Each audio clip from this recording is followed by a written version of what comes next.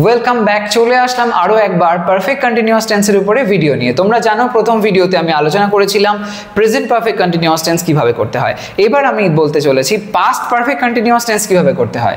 আমরা জানি যে পারফেক্ট কন্টিনিউয়াস যখন হয় তখন এই বিশেষ দুটো শব্দ এর মধ্যে দিয়ে যে দুটো বিশেষ অর্থ বেরিয়ে আসে, যে পারফেক্ট মানে হলো হ্যাভের ফর্ম, কন্টিনিউয়াস মানে হলো আইএনজি, এদের মাঝখানে ব্রিজ করতে ব্যবহার করা হচ্ছে বিন শব্দটাকে।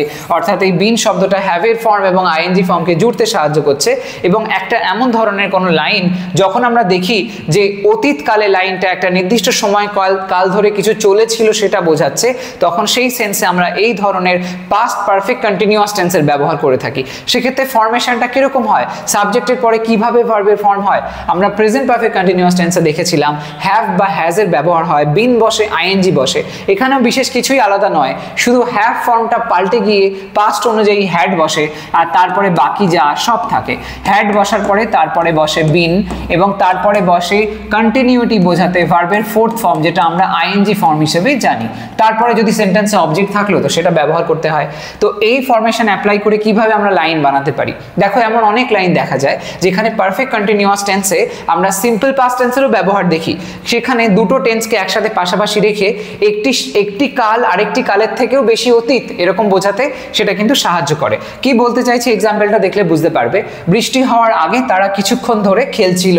বৃষ্টি হওয়ার আগে সময়কালটা বলা হয়েছে যে বৃষ্টিটা যখন শুরু হলো তার আগে একটা কাজ অলরেডি চলেছে একটা নির্দিষ্ট টাইম ধরে। তাহলে সেই সেন্স থেকে দুটো সময়কাল বুঝতে পারছি এই ঘটনাটা বেশি পুরনো, তারা কিছুক্ষণ ধরে খেলছিল, আর এর পরে যে ঘটনাটা ঘটেছে সেটা হলো বৃষ্টি শুরু হয়েছিল।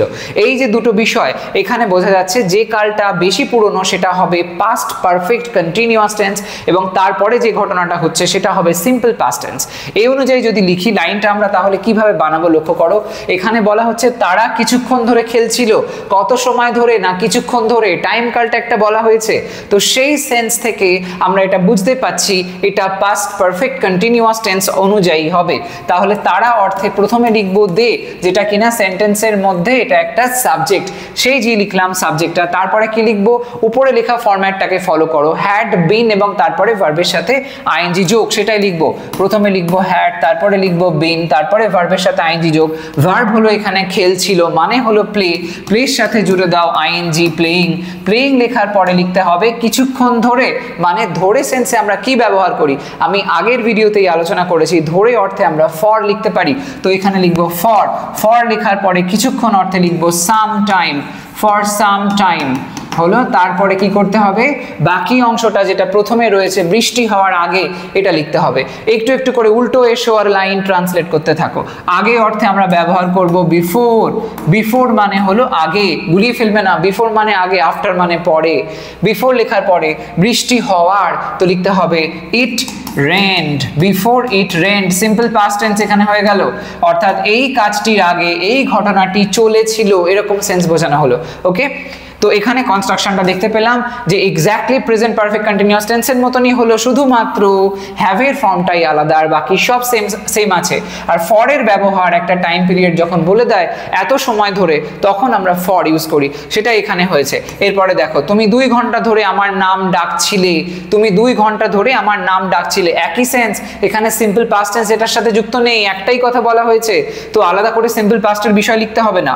প্রথমে তুমি অর্থে লিখে দিলাম ইউ, যেটা হলো সাবজেক্ট, তারপরে 2 ঘন্টা ধরে আমার নাম ডাকছিলে, তো ইউ হ্যাড বিন, একই রকম ফরম্যাটে লিখবো ইউ হ্যাড বিন কলিং।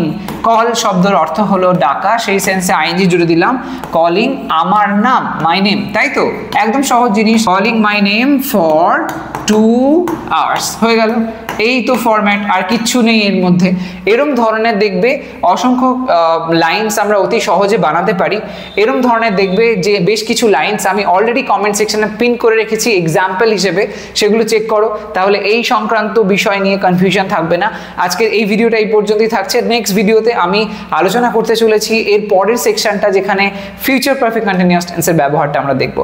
সবাই ভালো থাকো, সুস্থ থাকো, আর চ্যানেলের সাথে কানেক্টেড থাকো। ভিডিওটাকে লাইক করো, শেয়ার করো সমস্ত ফ্রেন্ডসের মধ্যে, আর হ্যাঁ, চ্যানেলটাকে সাবস্ক্রাইব না করে থাকলে ডেফিনেটলি করে নাও। Bye bye.